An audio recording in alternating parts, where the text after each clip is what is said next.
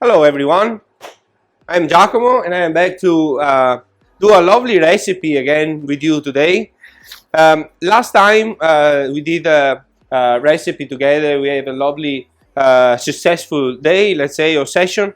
Today we want to improve a little bit on the not on the difficulty of the dish, because it's not like an extreme difficult dish, but it's quite a let's say dish that requires a little bit of attention to details. We're going to cook rabbit.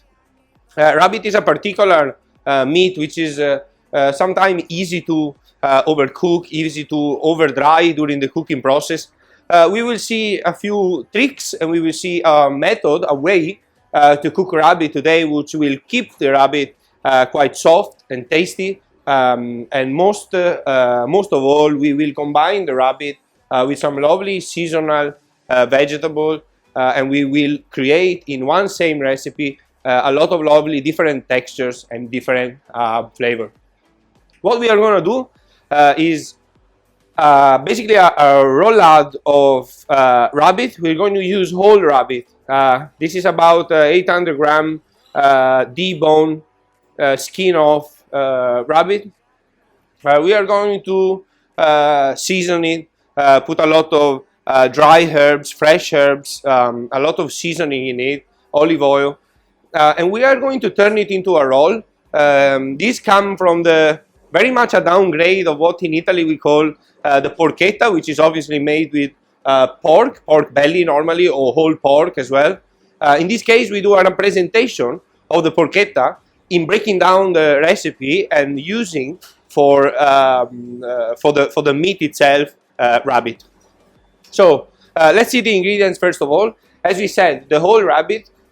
You can choose to do a big rabbit, small rabbit. Can eventually go for game, to go for hare as well.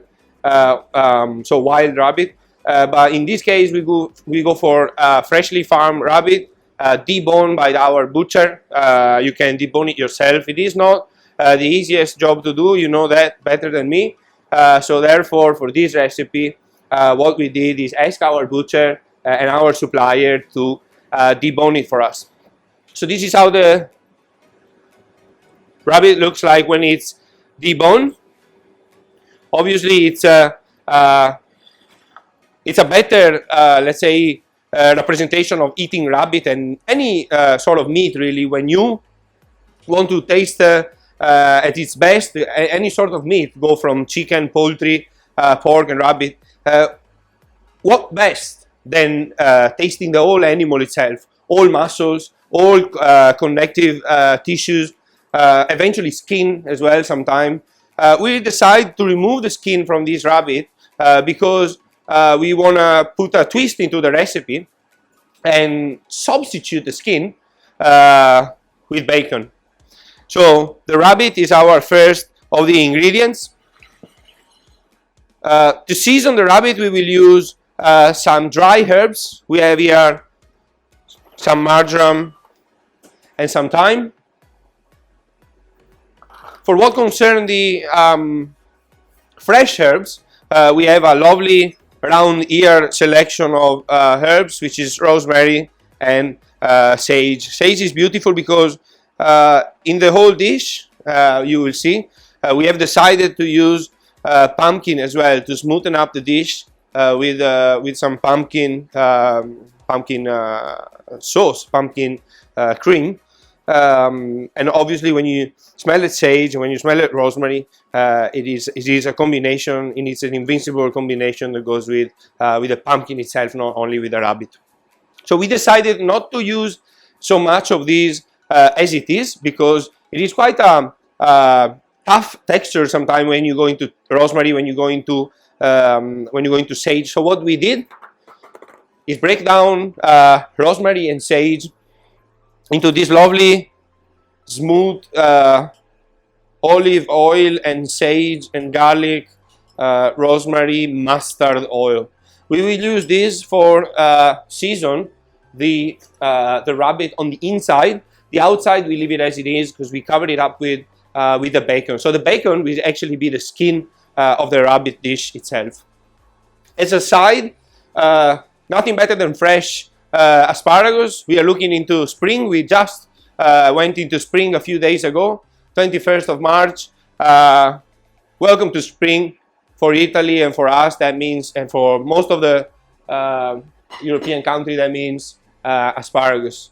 Asparagus is a lovely vegetable. It's delicate but has a strong flavor at the same time. Not everybody likes it, but you know, we make sure that if we cook it the right way, also food that people don't like becomes good. I remember being a young boy and not liking some sort of vegetables, some green vegetables, because they were cooked the wrong way. As I grew up, as I started this, let's say, job, started this passion for cooking, I realized that it wasn't the vegetable the problem, it was not me, it was just the way they were cooked. Overcooking sometimes develop some nasty flavor and taste in food. So we have to be careful not to overcook this beautiful asparagus. So we have listed the ingredient. So very simple dish, very colorful dish, as you will see. We start straight away with the seasoning of the rabbit, and I'll show you how we roll the rabbit into its new skin.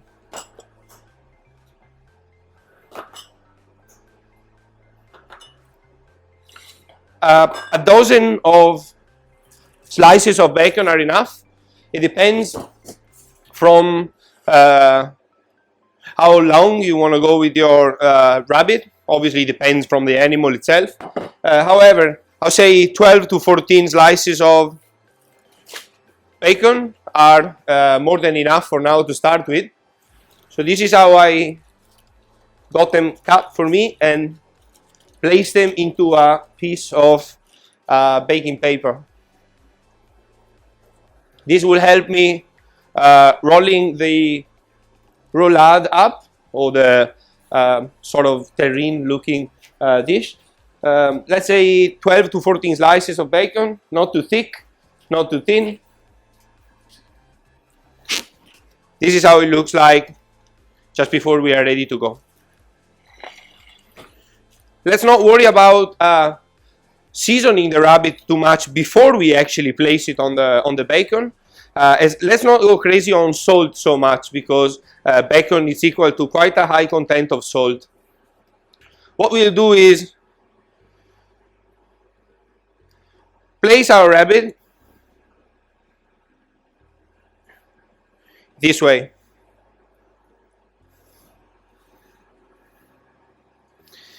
As you can see, as the rabbit is physically made, there's a lot of more meat on the back part of the animal, because the back part of the animal it's got a lot of chunks of extra meat in here. What we can do in order to roll up the roll quite even is to replace the parts that are missing, like this side here and this side area where the saddle is not so full of meat, with some of its own meat.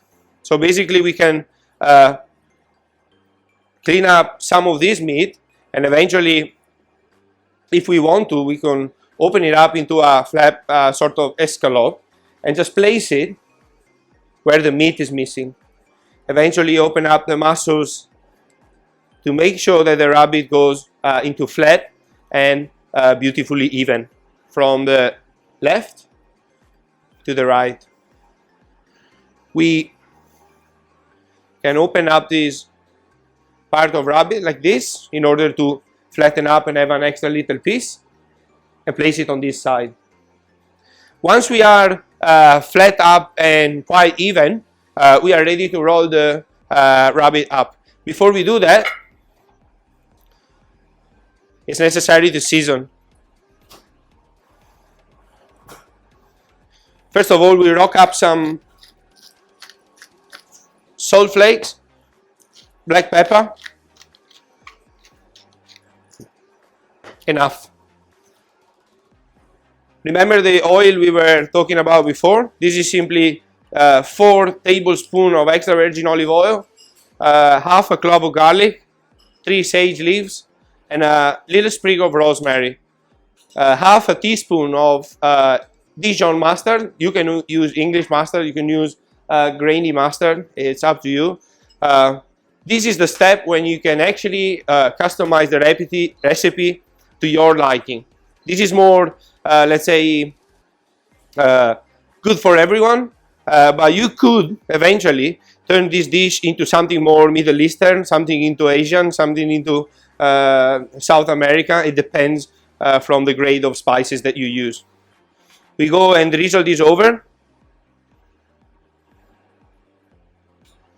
This will help flavoring the flesh of the rabbit, but also the high content of moisture that the olive oil and the mustard has will keep that moisture on the inside protected, almost like to save the meat from drying out. At this point, salt and pepper, olive oil, fresh herbs are gone on. We go for the dry ones. Dry ones we're going to use are some some dry thyme and marjoram. I wouldn't want to over powder with this because dry herbs are quite intense, and I am a lot more fan of fresh ones. So I'm not gonna go for so much of them. At this point, we are ready to close the rabbit up into its new, let's say, skin. Let's start first of all from the side where the rabbit is placed to close up the first roll. When we are done with the first roll, we can see if we are doing already a good job because it's going flat and into place. This is the only tricky moment of the rolling of the rabbit, because it's the moment when we have to make sure that the paper stays out of the roll itself. So when we are done with the first roll, we have to still doing pressure, but try to hold the paper back and keep rolling it. Keep rolling it and keep squeezing air toward the outside, and keep with the palm of your hands. You can actually sense if the evenness of the roll is the same from the left to the right. So now is the time when we can release the paper roll or paper sheet and go into the very end, checking each time we roll halfway down, checking if the evenness is the same, and if we have some empty spots inside, you can actually feel if there are some air bubbles on the inside. Once we are done with this, we can make sure that this is perfectly rolled up.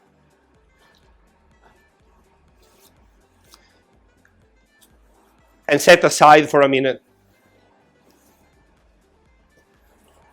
Now, I didn't tell you how we're going to cook this. The result we want to achieve in this is extremely soft and juicy meat on the inside and crispy on the outside.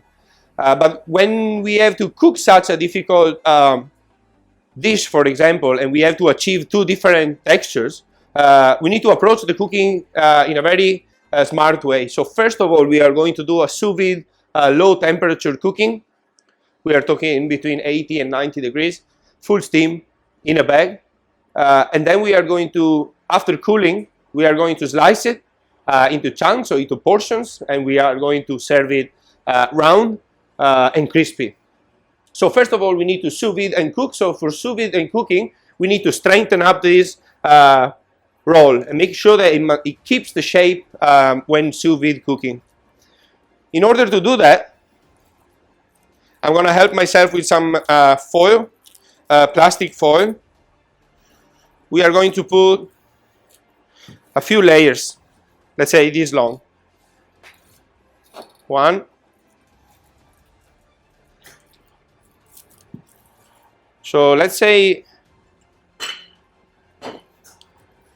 3 layers of papers are good. Good enough to have enough space to then roll it.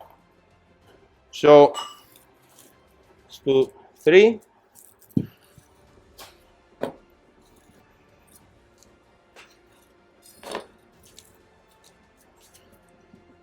And why not? 1 more, because better one more than one less. It will help me during the cooking to hold the shape and also to hold the moisture on the inside of the little rabbit porchetta. Here we go. Now we can put back the rabbit roll into its place. So we grab it from here, place it here, finish to set it into its position, roll it off the paper because we don't need this paper anymore right now. So once the rabbit is up to shape, we can slowly remove the paper. Start with half a round of paper on the top first, and then squeezing out the excess air, pinching up a little bit the sides like this. As we can see, we can start already giving some shape on the side, and from here just pulling towards me. I almost like choke the roll. When I get down to here, I can just keep putting pressure towards me like this until this comes actually to my side, and close the side, give him a couple of rolls forward. As you can see now, we have something like 30 centimeters long or something more. If we put some pressure on the sides, like let's say like a wrapped up lolly, and we roll it towards, you can see that we can gain some centimeters. So it's becoming actually smaller and smaller and smaller. That's not a bad thing. It's because the more we can apply pressure to our roll, in this case to our rabbit roll, that means we are squeezing out oxygen. We are getting the space in between the meat chunks tighter and tighter, and this is exactly how you want it to be, if not tighter. However, don't worry if you can feel it a little bit soft, because it will strengthen up during cooking. Best thing to do now, Sous-Vide bag. This goes directly into the Sous-Vide bag on the side, on an angle, and we are going to send it to vacuum machine.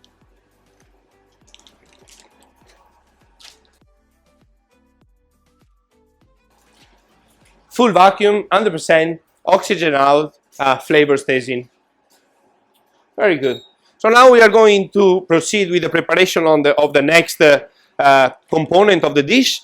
In order to do that, we go straight into a couple of steps. Very easy. We are going to do a pumpkin cream. We're going to do a pumpkin sauce to go with it. So, chopped up diced pumpkin.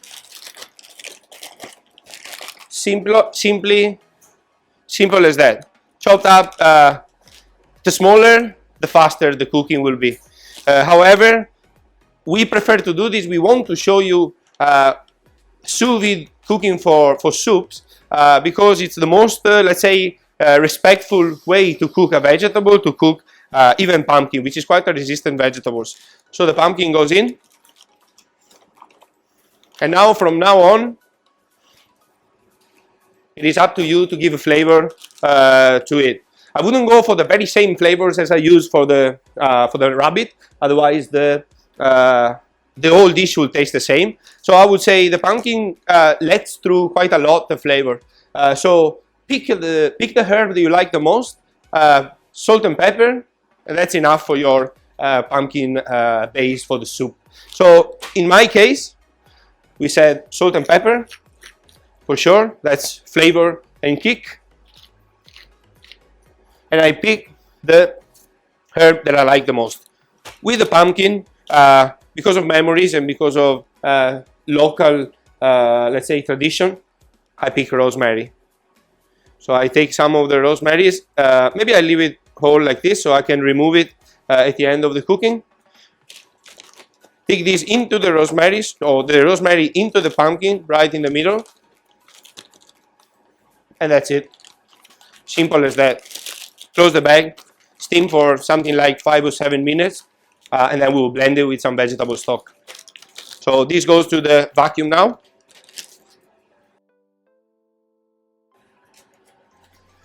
And this is our rabbit roll. It's now back. The shape might be looking like it's changed a little bit its shape. Of course, going into vacuum is a process that changes a little bit the shapes inside, especially when there's plastic. All I want to do is give a little bit back the shape to it. Make sure that there is not so much plastic flying around the cooking chamber. And this is how I want to cook it. For cooking, we are going to steam. One of the most versatile cooking, you can steam pretty much anything, or you can create steps of cooking, of steaming before you actually cook anything. Even if you want to grill, let's say some chicken breast, or if you want to grill some fish, or if you want to, there is always the possibility to give some steam in the beginning of the cooking process. Steam is such a versatile way of cooking things. As we have spoken in the other recipe that we did Monday, the steam tray, it's a stainless steel tray that gives me the possibility to steam pretty much anything in bags, like free on the tray, vegetables, potatoes, or anything that you can think of. Obviously not rice. For the rice we have a different technique of steaming. Here we have our pumpkin peck soup ready to go. We will see at the end of the cooking how we turn this lovely pumpkin into a smooth soup. We don't add any liquid. Remember, when you do, you probably know better than me, when you do any thing that you want to take into a smooth consistency, there will be always, until the moment that you serve this to the table, there will be time to add some liquid. It's taking out liquid from food that becomes difficult and difficult. So when you're thinking, of course, between you, there is a lot of most experienced people, but I'm sure there is also some young chefs, some young generation. Start with a half of the liquid that you would put in your food, and start with a half of the salt, because they are very difficult to take out in the end. Asparagus, fresh from this month, obviously the representation of spring, as we said before. We are going to steam everything at the same time. Let's go to panel and see how. We are going to shut the oven, which is keeping warm now. So we have our oven up to temperature, and we need to be able to start cooking right directly with express steam that we need right away now. So what we will do is select this time a multi-time function. We have, last time we spoke about Chef UNOX multi-time, which give you the possibility to work at 100 degrees. This time, because of rabbit, which we want to cook at lower temperature, we want to cook between 80 and 90, we couldn't really use, we didn't want to use Chef UNOX auto cook or the multi-time function in it, so we wanted to make our own one. This is another representation of the fact that with this machine you can basically do anything and customize it to your liking. We go into our multi-time steam cooking. You can start directly the cooking process. The oven is obviously ready to go. Give us the sign, physical sign like audio sign and flashing lights of the fact that it's ready. We are ready to insert our trays. So first of all, we go with our roll, and then with our vegetables. Two trays, but in the end of the day, 3 products in. Let's have a look how to add them. Up here, we'll go into manual cooking. So we know, because we tested prior to this, that we need an hour and a half for cooking this. So I'll go into 1 and 30 minutes. Once I have selected this, 30 minutes, I'll push start. So this is my manual timer for the roll. Down there, fresh asparagus and pumpkin base for soup. So I'm going to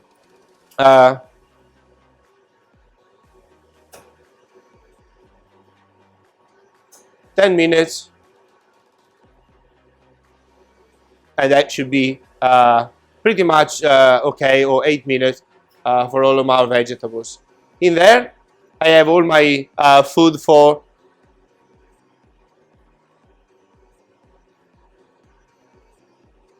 the next dish. Obviously, yes, we are doing steaming again like we did before, but we are creating 3 different components. One of them will be purely steam, so the freshness of the asparagus. One of them will be the base for the soup, as we said, and one will be a long steaming process, because the long steaming process will give us the possibility then to flash in the hot oven something that's been cooked delicately before. So now we are going to have a quick break and reassess the bench here for the next part of the presentation. We will show you how we plate it. For timing reasons, in our blast chiller we have prepared already and cooled down our rabbit roulade. We did this because not only this dish takes a long time cooking, but also it's something that's preferable to do serve or reheat after blast chilling. After blast chilling, we leave the rabbit the possibility to reabsorb all the juices and the flavor inside, creating almost this gelatiny effect, protecting it on the outside.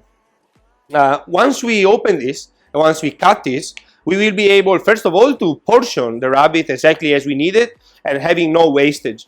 If I crackle up or if I crisp up this whole thing together, in the moment of cutting, I will have some wastage. Because I don't want to have some wastage, and because I want to have any wastage, in fact, what I will do is portion exactly as I need, 1, 2, or 3 slices per person, for example, and then reheat from cold. This will give me the possibility to don't dry the inside of the rabbit and to have a beautiful crispy on the outside. So I'll see you in a few minutes.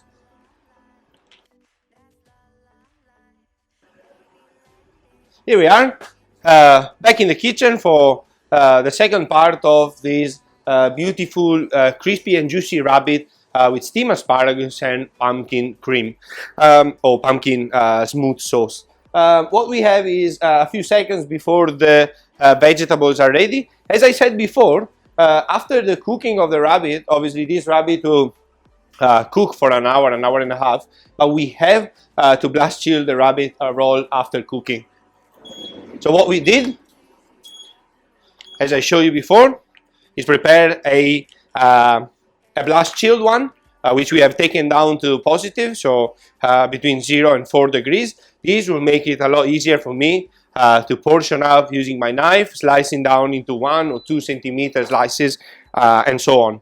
Second thing that we have to prepare is the cream and the asparagus. They need to be chilled down.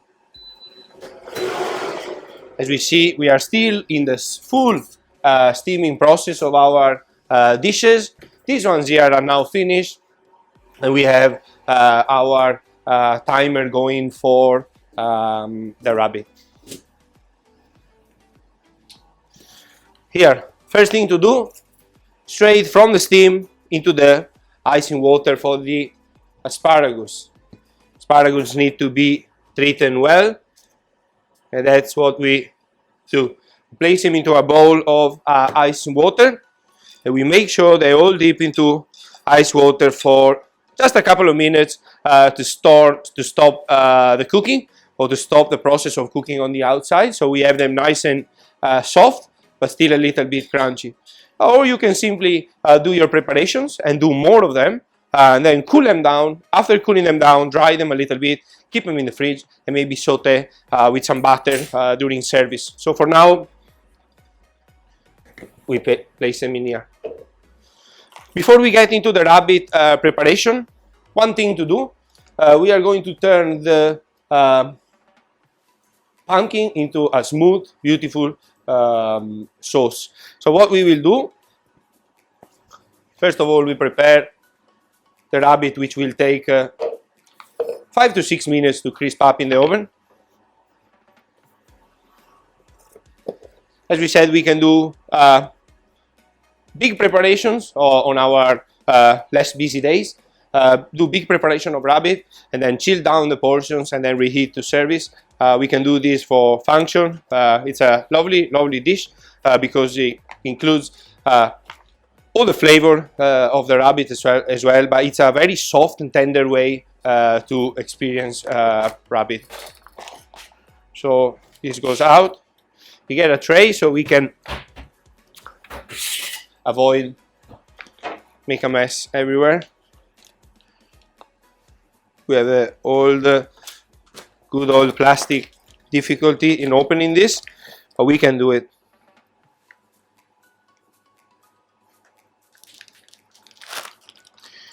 So first of all, we get rid of the sous-vide bag and the plastic. Second, we need to get rid a little bit of the gelatiny part that there is on the outside. And third thing, we move it directly into our chopping board, and we go and cut it from the middle. So we can actually see the look of it, and we can also see the color. So we go into half first. We have to be careful, there's some gelatin layers in between the plastic and the meat, but that's not so much of a problem. Besides, this is giving us the possibility to end up with a lot of juicier and protected sort of meat, comparing that just ordinary roasting. So if I open this, I can remove, obviously if I need to use it all, I can remove the whole plastic. If not, I can just simply leave it with the plastic on and keep it in the fridge until I need it. So this is what we call a mini rabbit porchetta, because it reminds us of the inside, and the smell and the perfume of it is so beautiful. You can actually feel all the herbs that we used in there, the garlic. A lot of people does different variations with the pork, using breadcrumbs, using raisins, using a lot of flavor inside. What we do is keep it simple, because sometimes the simple is the best. So we do about ½ inch or slightly more than 1 centimeter. We get rid of this that we don't need, and we get ready with a tray. In this tray, Black 20 tray, we are able to cook directly without using any other fat. There's enough fat on the bacon and on the, not so much on the rabbit, because it's not the fattiest dish to cook. But what we want to do is like give a nice toasting effect on the bottom, and crisping up, obviously, the outside part of the rabbit, of the bacon. Bacon is his new skin, basically.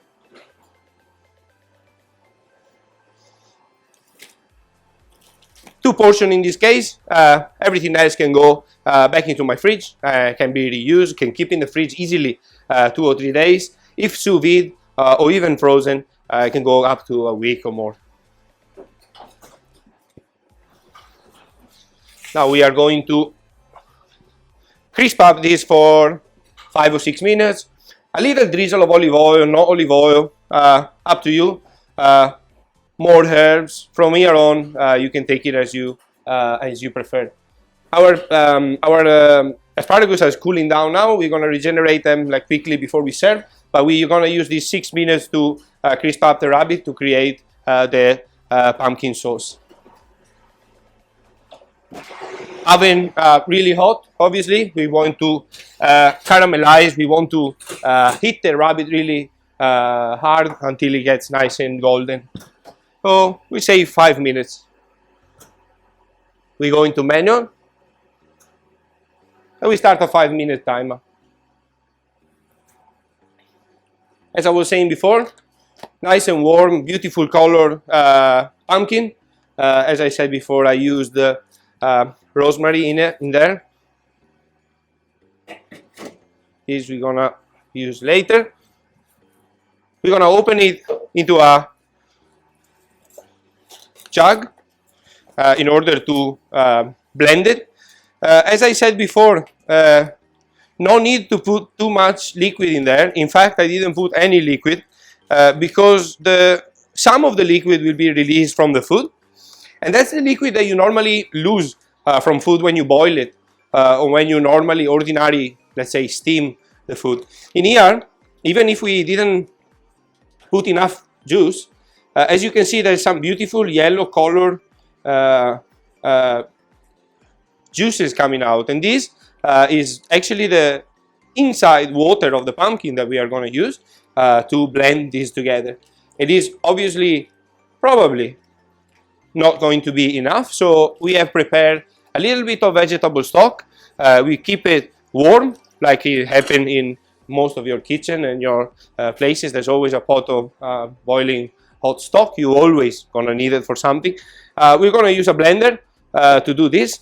Some people like to, for example, save some of these and scatter, if necessary, around the plate. It can be also a good idea.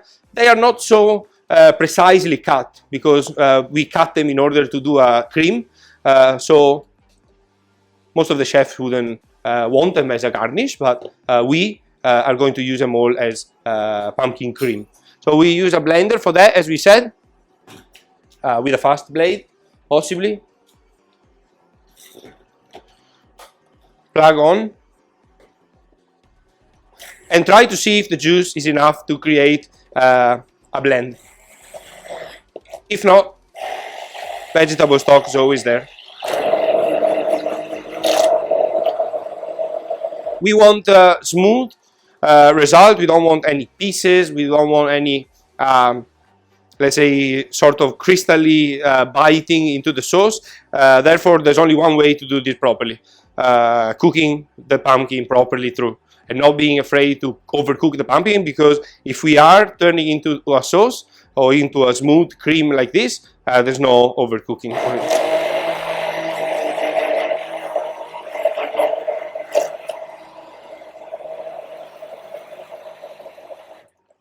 Once the cream is saturated and it can't take any more of the pumpkin pieces, you can easily recognize it. That's when you need to put a little bit of stock.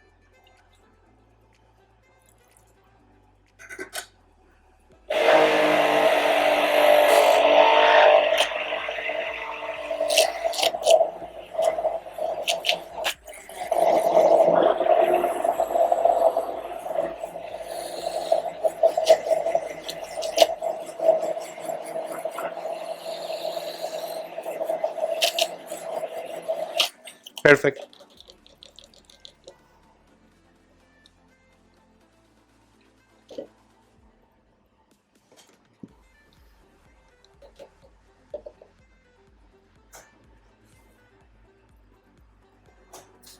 So at this point you can taste and adjust eventually if it's necessary, but we put enough seasoning in the beginning. We are happy with the consistency, nice and velvety, no splitting water, no pieces. If you're not sure, or if you want to be even more sure that this is going into someone special plate, it's possible to sift it using a small sift and making sure that there's no pieces around it. So we are now ready with this. For what concerns the plate, we are using a funny shaped plate, which is a plate a little bit out of the ordinary as a shape, but it will go well together with our asparagus. Asparagus, which are a little bit cold at the moment, we like to give them a little bit of warm up before we serve. For some dishes, yeah, I am a fan of cold asparagus, but after 5 or 6 minutes into ice water, it's probably a little bit too cold. Now let's see what's happening in the oven.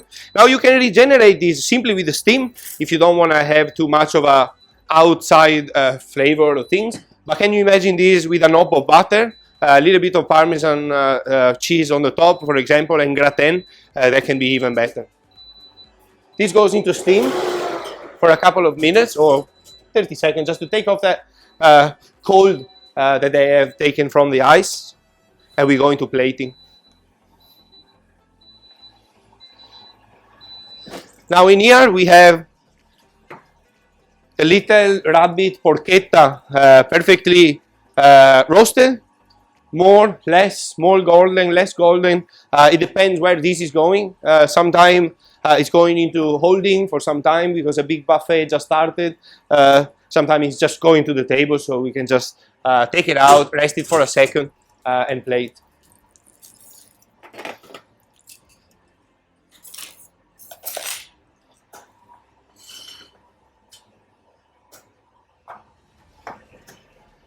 Take our asparagus out. See, doing that steam and regenerate action, we actually stop the cooking, but then when we regenerate, we have a much greener color, and we can actually hold the vitamins and the chlorophyll color inside the asparagus a lot more. So we get ready for the plating. For this, we are going to use some of the sauce that we have prepared earlier. Nice and smooth. I don't want to use too much because the plate is actually juicy enough. What we are going to do is place the sauce into the dish, and also the sauce will help me. The sauce will help me holding the asparagus into place, avoiding rolling around the plate so much. We want to move the sauce a little, but not so much around the plate. Like this. Once this is done, and any kitchen helper can help the chef during plating to do this, we can place the asparagus, up to you, 3, 4, 2, cut them in half, leave them whole. I prefer to leave them as they are, locked into the sauce.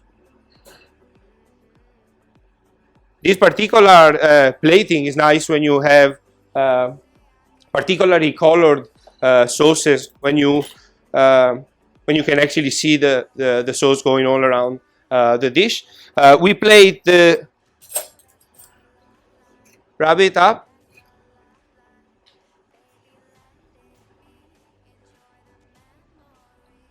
One.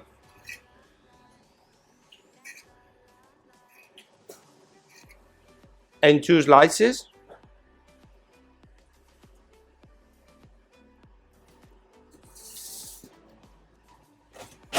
To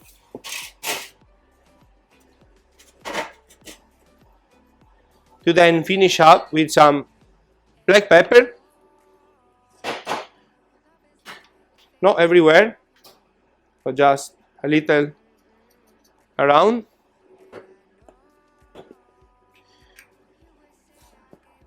On the oil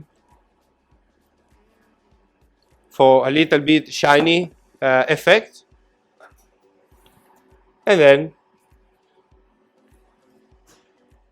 a little rosemary on the top.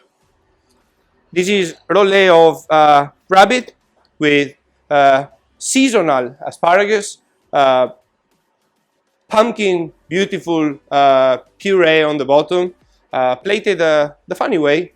I hope you enjoyed. I hope you try this dish because it is actually a dish that can express actually the potential of the rabbit, which is sometimes underestimated. Enjoy.